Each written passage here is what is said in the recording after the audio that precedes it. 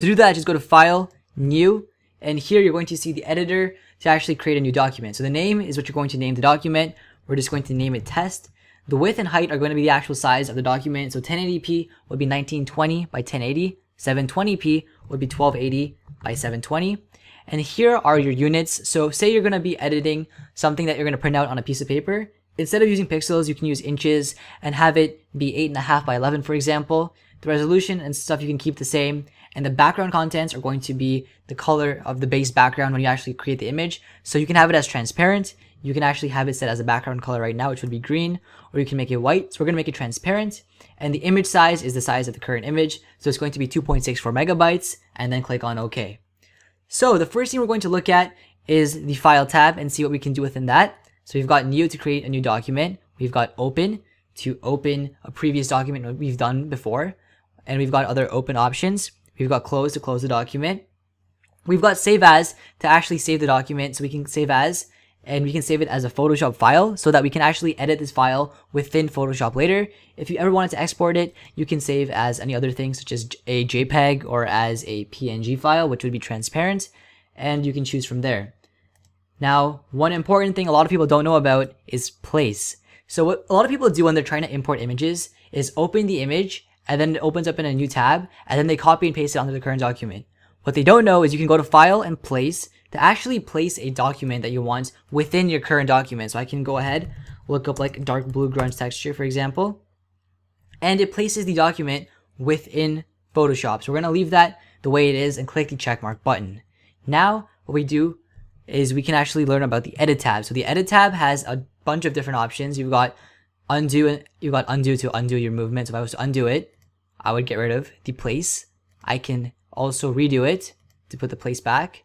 Step forward and step backward are the same thing. It's just to undo multiple times or redo multiple times. You can cut, copy, paste. Now, another thing you can do is actually transform the image. So you go to Transform, and you can either rotate the image or flip it over. So if you want to turn it 180 degrees or upside down, click on that, and it has been flipped.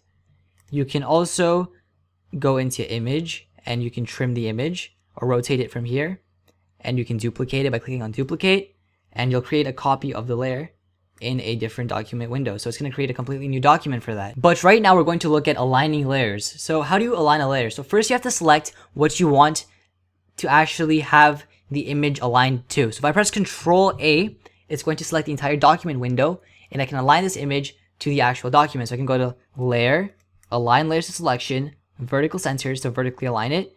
And as you can see, this layer is currently selected.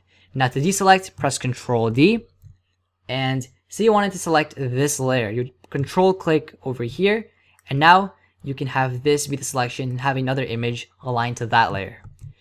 Now you also have another important tab, which is Filter, where you can add blurs or you can sharpen images. I use blurs a lot for the background of images to blur them out. So I would go to Blur, Motion Blur, and as you can see, I can blur it out so that it's a bit more blurrier and the text stands out when I'm making thumbnails. Now we're going to go ahead and look at some other shortcuts. So I already said Control A is to select the entire layer. Control D is to deselect. Control R is to open up rulers. Control T is to open up the transform tool. And here you can actually resize images. Now, if you want the image to actually keep its proportions, hold Shift when you're actually moving the handles. But we're not going to worry about that. We're going to worry about filling up the entire document with this blue image. And we're going to click on the check mark to confirm. Okay, so we have this image. Now we're going to learn about some other tools on the left side. So here we have the lasso tool. So if I was to go ahead and just quickly import an image or place an image, I'll just place money bag over here. You can actually see that, what's it called? The lasso tool can be used to select certain parts of it, like so. And then you can right click and do layer via copy, and it'll create a new layer of just that portion of the image. So you can select certain parts using this lasso. Now there's also the polygonal and magnetic lasso tool, which is more automatic. So if I go like this, it actually selects, the outline of the image. It's magnetic, so it kind of sticks to the image. And I can go all the way around if I wanted to. And I could actually cut the entire image into a new layer. Now, if you want to select certain parts via color, you have the magic wand tool. What you can do is actually hold down here and all the tools available appear. Then click on the magic wand tool, and you can actually select by certain colors like so, and then to actually, use the functions, right click, and then you can create a new layer via copy, you can create a new layer via paste, and do other options within Photoshop as well. And to deselect, just press Ctrl D. Then you have the crop tool, which is used to crop your image. So if I was to crop it and then press enter, the new document is cropped as seen right there. Now, you also have the eyedropper tool. So say you're going to be making some text and you want to use the same color as the money bag, just use the eyedropper tool. Just click here, and now your main color is that same color, and you can also see the hexadecimal code. Some other tools, the brush tool. Okay, so the brush tool can be used to, of course, draw with like a brush. The hardness actually, it's hard to explain, but if I was to put it on hardness of 100%, you can see it's a solid line. And if I was to make the hardness much softer, it's a much softer line like an actual brush. It's soft. Now, for example, one function for the brush is to actually make your thumbnails look a lot nicer. So what I do is I make the size a lot larger. So I'd make it like, not 2000, but like, 800, for example. Then I select a color that's similar to the background color. And what you can do is actually add some nice like brushing effects like so. Boom, boom, boom, boom. And then change the opacity over here to something like 20% or like 40%. And it has that glowing effect. So we're just going to leave that at 20%. You also have the eraser tool, which you can use to erase the brush like so. And you can, of course, change the settings over here. You've got the paint bucket tool, which is self-explanatory. You have the pen tool. Now, the pen tool is used to make shapes. It's very complicated to use, but I have a video that teaches you how to use it. It's called How to Make a Logo, so search that up to learn about that. And now we're going to talk about the text tool. So to create text, all you do is click like so, and it's going to create a new layer. And here you can select the font, the type of the font, the size of the font. You can check the color of the font here, so you can actually select the color. We're going to make it white. We're going to put test like so, and there we go. You can also center align it and left align it if you wanted to. And we can move it around with the moving tool, or the selection tool, I guess it's called. And then you have your shape tools over here, and you have your dragging tool to actually move around stuff. And you have the zoom tool to zoom in and to zoom out. You can actually zoom in by pressing Control plus or Command plus and Command and Control minus as well. And then here you can select your secondary and primary colors by clicking and then selecting. You can also click over here, and the eyedropper tool will select the color that you click on, like so.